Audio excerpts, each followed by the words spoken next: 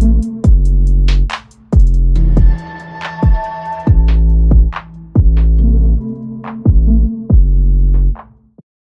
up, nation? Welcome to another edition of the WiseTake MLB DFS Wise Stream. CK013 here. You can find me on Twitter at CK_013, and of course I'm from the WiseTake Nation, which you can find on all the social media platforms listed above directly at wisetake.com. If you're looking to take your DFS game to the next level, we are a premium DFS content provider as well as a DFS community designed to help make you a better DFS player. Go check us out. Day Pass is available if you want to try us out. That being said, if you're new to this channel, welcome. You've come to the right place with some free fire DFS content, so make sure you subscribe, hit the notifications bell. Don't miss out on any of the free content we put out. Currently covering slates for baseball Monday through Friday, meaning we stream live Sunday night through Thursday night, making this the last show of the week. But we do continue to cover, the content through the weekend. Articles Saturday, Sunday's the only day. Projections and cheat sheets available. That's it. Anyway, NFL's around the corner. I know I say it, and gonna be putting together some sort of show here on this channel. NFL prep type thing. NFL show, maybe even a first look since the salaries are out. With myself, Patio Joe, Paulie D, the three OGs. We'll have to see. John Adams, what's going on, bro? Pat Bush, good to see you. Chad, Lionel, what's happening? Good to see you guys. Appreciate you guys hanging out with me live, keeping the chat rolling. We've got a 14-game slate, man. Massive 14-game slate. So while I wouldn't mind doing a little bit of a recap, we're going to go ahead and go right to the top pitchers for tomorrow because slate is just too damn big. Simply put. Does that work? Yeah, that works. Let's just rearrange these a little bit here. Huh? Let's get rid of these. Come here and boom. Here we are. Alright, so this will be a long list, right? It's a first look show. So we're analyzing this shit. It's a 14-game slate. So obviously there's going to be a lot of everything. And this is what we're getting into. Zach Wheeler. I would assume he's, I would think he ends up being the most popular of the spend-up pitchers. Coming off of, I think a complete game shutout against the Mets, I think. He's playing Cincinnati. Cincinnati, a very scrappy team at times. Cincinnati playing good ball right now. Julio Urias playing the Mets. If we take a look at the Mets, they're a little banged up. No Lindor. Don't know if Javi Baez is coming or not. Mets have a 24.6% K rate with a 145 ISO against lefties. You can keep his name in the pot. Robbie Ray, and I seen somebody in the chat. I think John Adams says raise the SP1 tomorrow. I get it, man. Listen, as a person who has stacked Seattle the last few times they've been on the slate, I can tell you that their little hot streak seems to be over, right? Massive park boost for Robbie Ray in Seattle, one of the better pitching parks out there. 30% K rate. Everything looks good. I don't see why. I don't see why not. Really don't. Desclafani, I probably could have left off this list. I could put him on there because it is the Rockies. And he's at home in a very pitcher-friendly park. But there's just so many guys that are, solid, I guess. Blake Snell could get some love, 28% K rate. The D-backs, in years past, the D-backs have been pesky against lefties.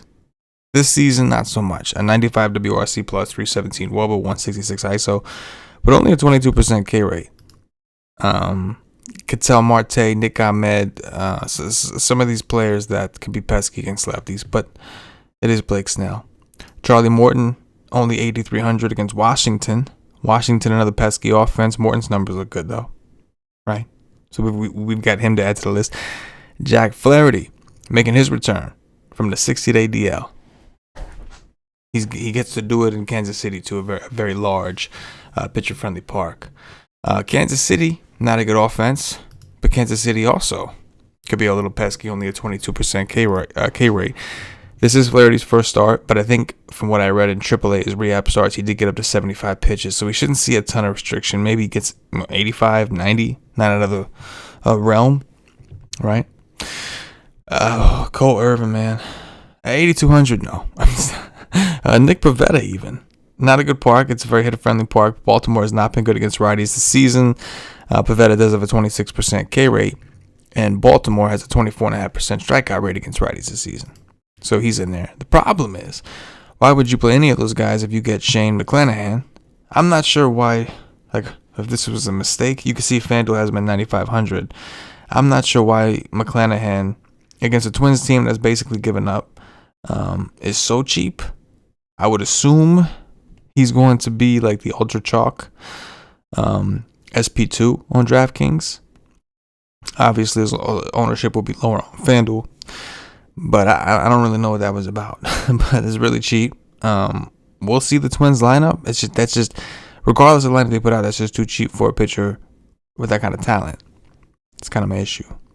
Adbert Alzolay, numbers aren't as bad as ERA indicates. Playing Miami in Miami. Tyler Mahle has a 28.4% K rate. Mahle hasn't performed as well. I think he's coming off of a pretty good game.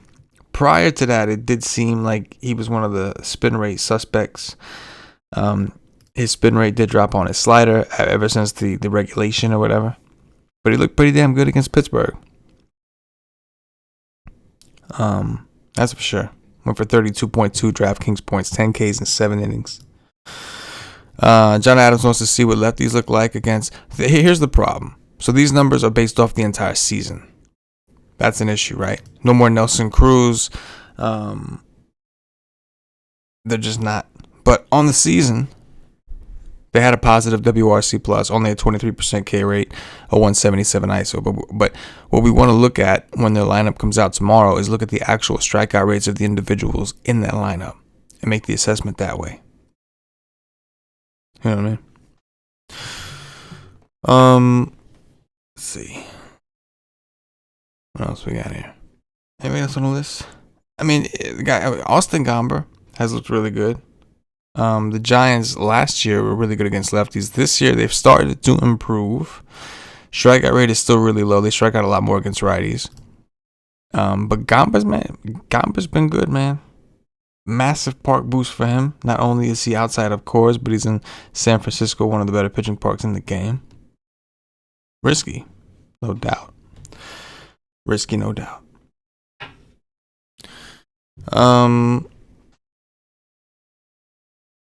We're going to move on to top offenses. Right? Again, a long list. Right? It's a big slate. We got a lot to decipher. I'm going to try to narrow things down in my article.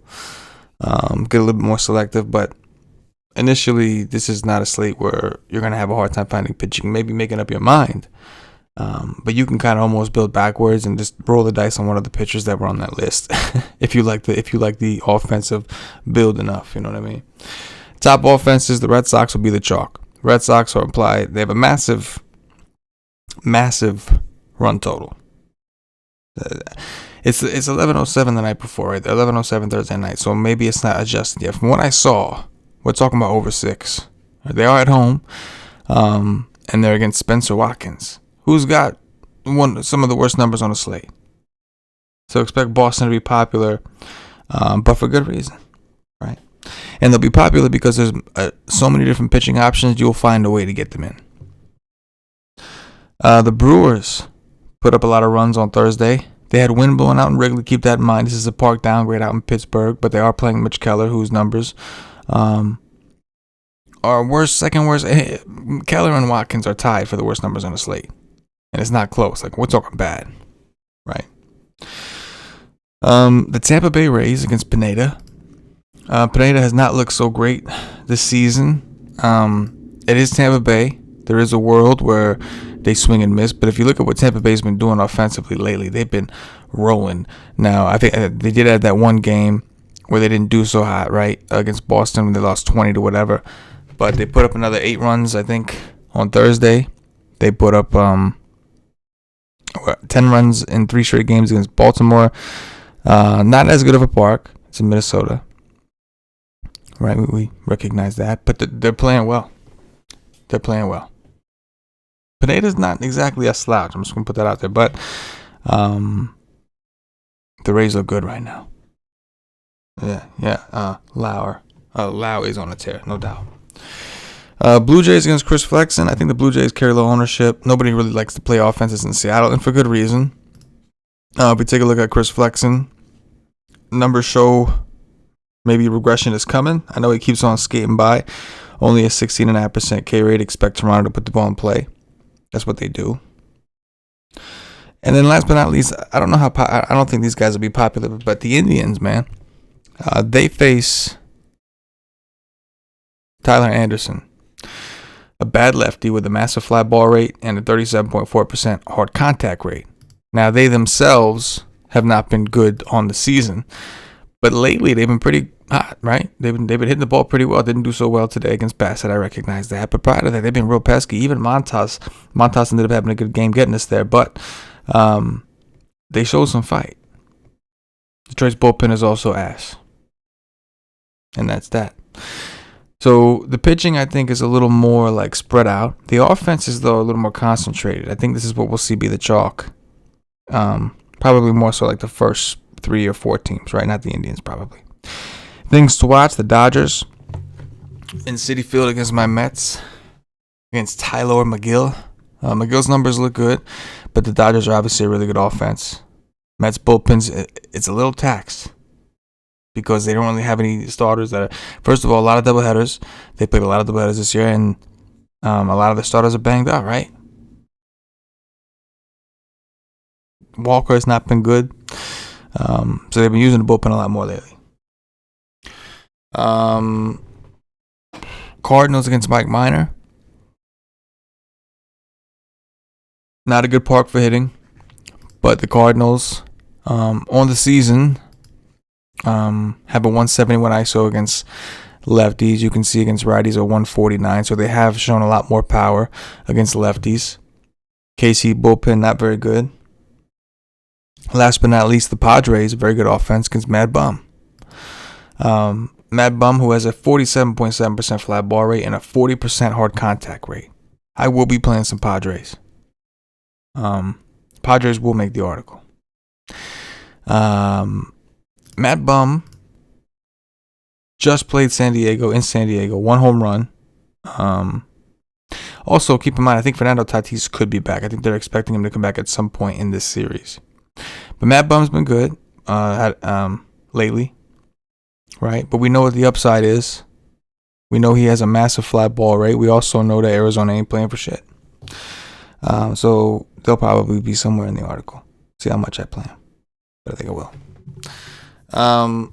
Dong watch, and we're out of here. I'm going Manny Machado, number 1. I would have gone Tatis, but I don't know for sure he's back, so I'm going Manny Machado. Rafael Devers against Mr. Spencer Watkins.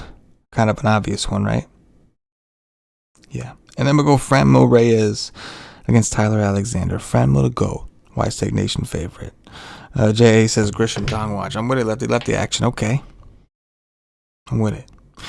Anyway, Nation, appreciate those of you who popped in, hung out with me live. Appreciate those of you who watch after the fact. Please hit the like button on your way out if you haven't already. Have yourself a great weekend. Like I said, we'll be covering Saturday. We cover articles, projections, everything at wisetake.com. Sunday's just projections and cheat sheets. And we kick it back up on Monday. So I'll see you guys Sunday night, Monday morning, whatever it is, whatever your cup of tea. Have yourself a good weekend. For myself, the entire WiseTake Nation, as always, good luck.